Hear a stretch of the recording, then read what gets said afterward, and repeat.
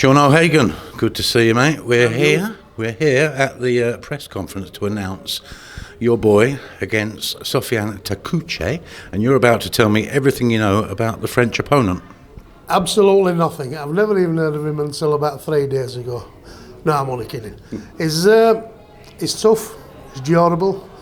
I think his record speaks for itself. Is it something like 35 fights with 2 losses?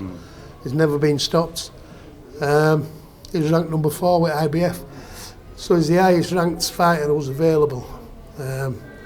We could have gone down the road of up to maybe number 15 Italian, but that's not what we're about. You know, we like to fight best that's available. Once Americans, Mexicans dropped off, then this guy were an automatic, really.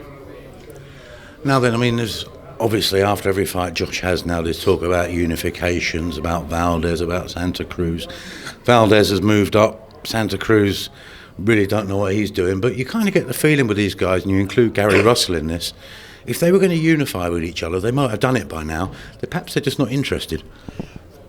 I think they're not interested. I mean, not the last performance, but the 2 before that.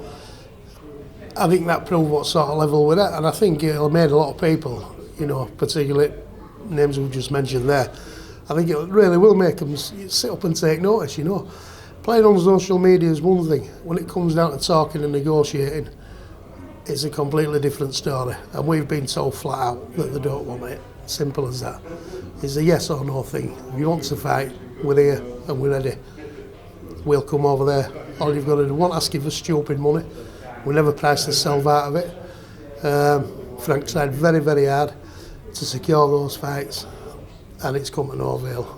But we're here and we go again October. You can't force champions to the ring. Both sides have got to want it. There's no mandatories where Unifications are concerned. But what might happen is, but with Valdez moving on, Santa Cruz, there's talk of him having a fight. There's talk of Gary Russell fighting Gervonta Davis. Perhaps we might get 3 new champions and a new wave coming in, which could open some doors. We might do. It's exciting times at the minute. I mean, like we just said there, 3 new champions, a new wave coming through. Josh in his prime. It all makes for good boxing, doesn't it? There's some good matches there to be made. Absolutely. And talking of good matches, there's nothing to say this won't be a very good match. It's a world title fight in Leeds, which is always a special occasion. I think what we've got to remember is we've got a world champion there and he's fighting number 4.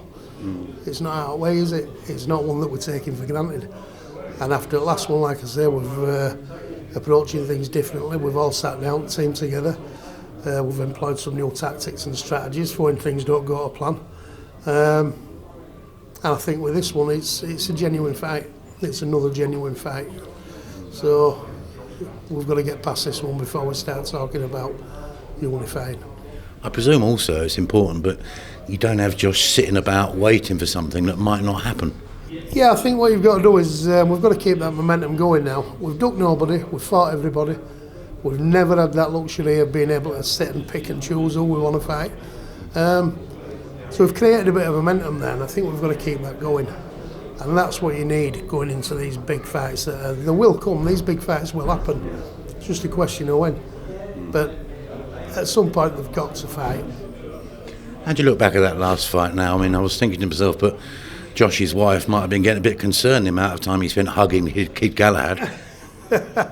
I don't think we had a lot of choice. What you got there is, you'll know yourself, you're boxing, no, you don't have to be a boxing genius to work out that he'd signed up for payday and didn't want to get hurt, did he? You know, I don't think he were ever intent on winning world title. I think he came to spoil, came for money, and hopefully live to fight another day, but who's going to want that one? I mean, with the weakest of A-star referees, in my opinion.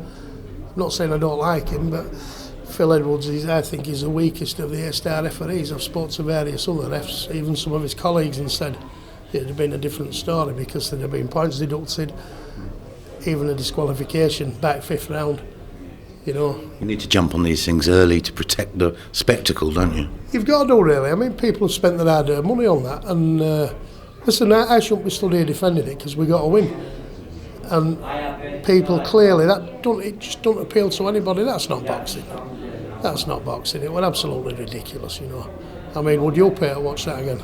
Rather not. I'd rather not. If it were in my back garden, I'd pull curtains, as they keep saying. But no, it were awful. So what we've got to do is come back, make a statement. But listen, if we get another one like that, we'll be ready for it. So it's been over a year now. It was May of last year when Josh beat Lee Selby and you began this massive upward spiral. The big question remains, have you had that bonus yet? I've not done bad. I've done all right. I've got a camper van.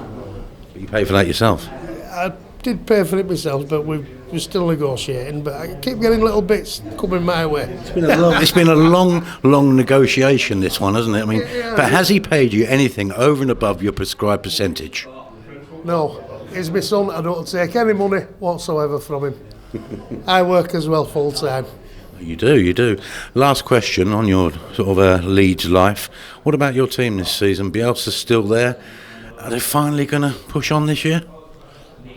You know, how many years do they need to push on? You know, it's they always try to do stuff on a shoestring out there. We keep getting these people in that are full of ideas and investments coming in. It never happens, does it? You know what I mean?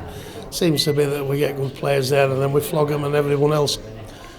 We'd always try to do it on a shoestring out. We always try to do it on a budget. The city, size of Leeds, the backing it's got, you know, it's crazy, isn't it? I'll tell you what, that Bielsa's some coach. What he's done with basically an average bunch of players is he's dragged every little bit of everything out of them, hasn't he? You know what I mean? So, fantastic coach. But hope will always spring eternal, I guess. Well, yeah, I mean, we can hope, can't we? You don't get so excited as a Leeds fan, do you? Because we started off last season and they were off, weren't we? But it's maintaining that pace, you know, it's maintaining that momentum. You can't keep it going over 40 games, 42 games, you know. So, we'll see. Time will tell. Papa Sean, thank you very much. It's been a pleasure. Thank you.